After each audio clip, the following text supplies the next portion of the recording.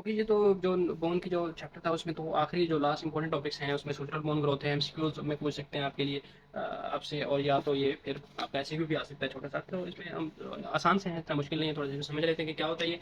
तो इसमें आपको पता है कि ये दो बोन्स होती हैं, उनके दरमियान में क्रेनियल बोन में क्या होता है, सूचर होता है, ठीक है ना। उन उन दो दो दो क्रेनियल बोन में जो दो बोन्स होते हैं उनके दरमियान में जॉइंट को हम क्या कहते हैं, सूचर कहते हैं, ठीक है ना। अब सूचर पे पता है आपको हर बोन के ऊपर क्या होगी, पेरियोस्टियम। सपोज मैं कहता हूँ कि ये ब्लू ब्लैक कलर से मैं इसको जाहिर कर देता हूँ, पेरियोस्टियम, एक पेरियोस्टियम ये आ रही है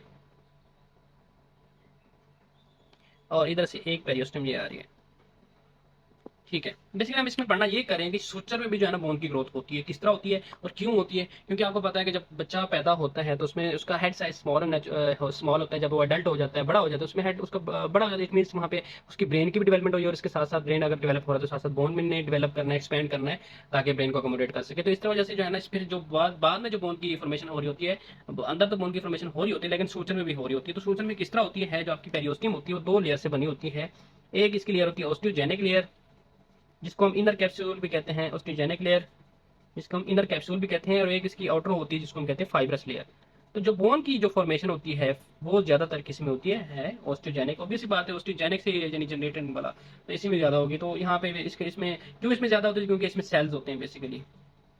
कौन से स्टेम सेल्स होते हैं वो डिफरेंशिएट होते हैं ऑस्टियोब्लास्ट में। तो इस तरह जो है ना यहाँ पे बोन की फॉर्मेशन कौन कराता है, ऑस्टियोजेनिक लेयर। अब जो ऑस्टियोजेनिक लेयर है इसको हम कैम्बियम भी कहते हैं, क्या कहते हैं इसको हम, कैम्बियम भी कहते हैं। इनर कैप्सूल लेयर जिसको मोस्टिजेनिक लेयर कहते हैं, इसको हम कैम्बियम भी कहते हैं। तो बेसिकली ये है आपका कि हर उसमें सूचर के दरमियान में क्या क्या लेयर्स होती हैं, ठीक है। तो ये छोटा सा इंपॉर्टेंट सा टॉपिक था, मैंने इसको समझाना जरूरी समझा। इसके अलावा नेक्स्ट हमारा है जी बोन टर्नओवर, ठीक है ना। व्हाट इज बोन टर्नओवर, ठीक है। यहाँ पे अगर आप इसकी डेफिनेशन देखें, the replacement of old bone by new is called bone turnover और बोन रिमॉडलिंग। रिमॉडलिंग भी कहते हैं इसको, बोन टर्नओवर भी कहते हैं, यानी जो आपकी ओल्ड बोन थी उसको आपने किससे रिमूव किया, न्यू से, उसको हम कहते हैं रिमॉडलिंग। ये कंटिन्यूस प्रोसेस है जो आपकी ऑलमोस्ट थ्रू आउट लाइफ आपका चलता रहता है। आपको कोई बोन को डैमेज हुआ है, कोई फ्रैक्चर हुआ है, तो उसमें जो ओल्ड बोन थी उसकी जगह नई बोन बनना है, तो उसको भी रिमॉडलिंग कहते हैं। तो ओवरऑल ये वेल्डिंग किस्म का एक जो है ना एक टर्म समझ लें कि आपकी जो बोन में कोई भी मसला हो रहा है उसकी जगह नई बोन बन रही है, यानी वेल्डिंग ही हो रही है एक तरह से। तो खैर, जो यंग चिल्ड्रन होते हैं ना, जो ग्रोइंग चिल्ड्रन होते हैं, उनमें पर ईयर के हिसाब से जो बोन टर्न ओवर होता है वो 30 to 100% तक हो सकता होता है, ठीक है ना। इसके जो बोन टर्न ओवर है, इसके मेन जो 5 फेजेस है बेसिकली वो आपने याद रखने होते हैं। बोन टर्नओवर के 5 फेजेस हैं। कितने फेजेस हैं जी, 5 फेजेस हैं, यानी आपकी स्टेप्स कह लो या बोन रिमॉडलिंग के, या आप इसके फेजेस कह रहे हो, तो 5 हैं। नंबर 1 है जी, अगर आपने बोन की टर्नओवर होना है तो सबसे पहले एक इसमें है एक्टिवेशन आ जाता है, एक्टिवेशन आ जाता है। और उसके बाद सेकंड नंबर पे आ जाता है जी इसका, इसमें एक्टिवेशन के बाद क्या होगी, रिजॉर्प्शन होगी, यानी बोन का रिमूवल होगा। इसमें क्या होगी, बोन रिमूवल होगा। थर्ड नंबर पे है जी आपका रिवर्सल,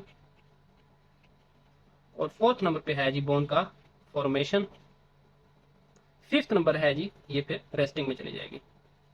ये 5 फेजेस हैं, activation, resorption, reversal, formation and resting. Activation में क्या होगा कि वो जो बोन टर्न ओवर है उसमें सेल जो है ना वो एक्टिवेट होंगे, उसकी क्लास वाले वो ठहरेंगे। रिजॉर्प्शन, वहाँ पे बोन की रिमूवल हो जाएगा। उसके रिमूवल के बाद एक रिवर्सल फेज है, इसमें जो है ना ये एक लेयर क्रिएट होती है, वो मैं आपको बाद में बताऊंगा, जिसको हम सीमेंट लाइन कहते हैं। उसके बाद सीमेंट लाइन के बनने के बाद क्या होगा, यहाँ पे बोन की फॉर्मेशन हो जाएगी, फिर वो सेल रेस्टिंग फेज में चले जाएंगे। तो 5 फेजेस इसके बोन टर्न ओवर के, इसको हम बारी बारी पढ़ते हैं।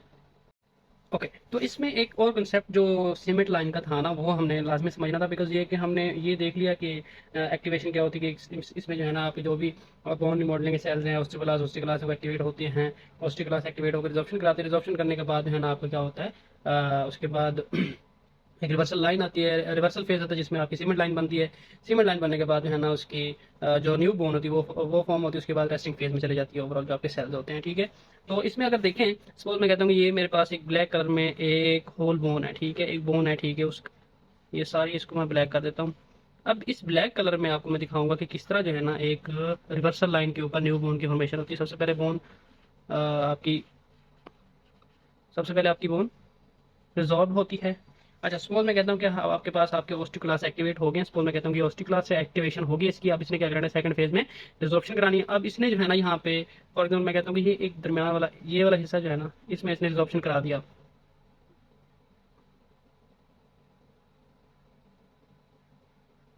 ठीक है जी, ये रिजॉर्प्शन हो गई है। अब रिजॉर्प्शन में देखें अच्छा, इसमें एक बनता था जो आगे वाला जोन होता था ना, उसको हम कहते हैं कटिंग जोन, ठीक है, जो लीडिंग एज होता है उसको हम कटिंग जोन कहते हैं, ठीक है। उसके बिहाइंड जो है ना एक मैक्रोफेज के जो मैक्रोफेजेस या जो है ना आपके मोनोन्यूक्लिएटेड जो सेल्स होते हैं वो यहाँ पे आ रहे होते हैं, ऑस्टियोब्लास्ट वगैरह, ठीक है ना, यहाँ पे ऑस्टियोब्लास्ट वगैरह आते हैं। अब यहाँ पे जो इस लाइन यानी कटिंग जोन के पीछे जो है ना ऑस्टियोब्लास्ट या मोनोन्यूक्लिएटेड सेल होते हैं वो कुछ एक लेयर्स क्रिएट करते हैं प्रोटीन की, जिसको हम कहते हैं रिवर्सल लाइन या सिमेट लाइन, ठीक है। ये जो रिवर्सल लाइन या सिमिलर लाइन होती है ना, ये सेल कौन से सीक्रेट करते हैं, ऑस्टियोब्लास्ट या आपके मोनोन्यूक्लिएटेड सेल, जिसको मैक्रोफेजेस कहते हैं। तो ये ब्लू कलर में जो है ना आपको ये जो है ना वो एक लेयर सीक्रेट कर, नॉन कोलेजनस प्रोटीन की लेयर होती है, वो सीक्रेट होती है, ठीक है, जिसमें बोन सेल प्रोटीन ऑस्टियोबोंडिन वगैरह होती है। ये लेयर सीक्रेट हो गई। अब लेयर सीक्रेट हो गया, बोन रिमॉडलिंग हमने करना ना, हमने ओल्ड बोन को नई से रिप्लेस करना था, तो ठीक है। अब ये आपकी होगी ओल्ड बोन, ठीक है। ओल्ड बोन के ऊपर जो है ना आपने जो हमारे पास सेल्स थे ऑस्टियोब्लास्ट या मैक्रोफेजेस वगैरह, उन्होंने क्या किया, एक लेयर क्रिएट कर दी नॉन कोलेजनस प्रोटीन की, ठीक है ना, नॉन कोलेजनस प्रोटीन की लेयर क्रिएट कर दी। अब इसके ऊपर जो है ना ऑस्टियोब्लास्ट आए, उन्होंने क्या किया, यहाँ पे एक नई बोन बना दी, यहाँ पे ये जगह सारी फिल कर दी, नई बोन बन गई। अब ओवरऑल वही जो सेम स्ट्रक्चर पहले था ना, वही आपके पास सेम स्ट्रक्चर आ गया है, लेकिन ओल्ड बोन के ऊपर एक सीमेंट लाइन या रिवर्सल लाइन आई है, उसके ऊपर फिर जो है ना नई बोन आपकी ये डिपॉजिट होगी। तो ये था सिंपली आपका बोन रिमॉडलिंग, और उसके स्टेप्स से सिंपल थे, एक्टिवेशन है, रिजॉर्प्शन है, रिवर्सल है, फॉर्मेशन है, रेस्टिंग है, ठीक है ना। थोड़ा थोड़ा देखिए, आपके पास क्वेश्चन आ जाना, आपने डेफिनेशन लिखनी है, उसके बाद इसके स्टेप्स लिख देने हैं और स्टेप्स को थोड़ा सा एक्सप्लेन कर देना है।